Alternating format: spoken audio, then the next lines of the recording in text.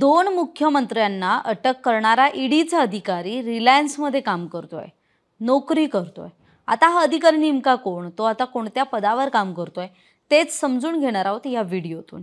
ईडीमध्ये कार्यरत असताना दिल्लीचे माजी मुख्यमंत्री अरविंद केजरीवाल आणि झारखंडचे माजी मुख्यमंत्री हेमंत सोरेन यांना अटक करणारे अधिकारी कपिल राज यांनी स्वेच्छानिवृत्ती घेतली आणि आता ते रिलायन्स इंडस्ट्रीज लिमिटेडमध्ये नोकरीला आहेत।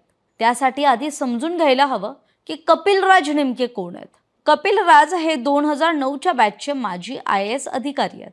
वयाच्या 45व्या वर्षी म्हणजे 17 जुलैला खासगी कारणांमुळे त्यांनी सरकारी सेवेतून स्वेच्छानिवृत्ती घेतली आणि खासगी क्षेत्रात नोकरी स्वीकारली। कपिल राज यांचा ईडी मधला कार्यकाळ हा जवळपास 8 वर्षांचा होता आणि या काळात त्यांनी अनेक हाय प्रोफाईल प्रकरणांचा तपास केलाय। कथित दारू धोरण घोटाळ्या प्रकरणी त्यांनी दिल्लीचे तत्कालीन मुख्यमंत्री अरविंद केजरीवालांना बेड्या ठोकल्या होत्या, तर जमीन घोटाळ्या प्रकरणी झारखंडचे माजी मुख्यमंत्री हेमंत सोरेन यांना अटक केली होती। देशभरात गाजलेल्या हिरे व्यापारी नीरव मोदी आणि मेहुल चोक्सी यांच्या मनी लॉन्ड्रिंग प्रकरणाच्या तपासाचं नेतृत्वही त्यांनी केलं होतं। शिवाय मुंबईत उपसंचालक असताना त्यांनी DHFL आणि इक्बाल मिर्ची प्रकरणाचा तपासही केला होता।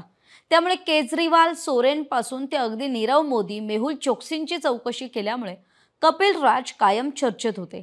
तर अचानक स्वेच्छानिवृत्ती घेत ईडीला रामराम ठोकल्यामुळे त्यांची उलटसुलट चर्चा सुद्धा रंगायला लागली।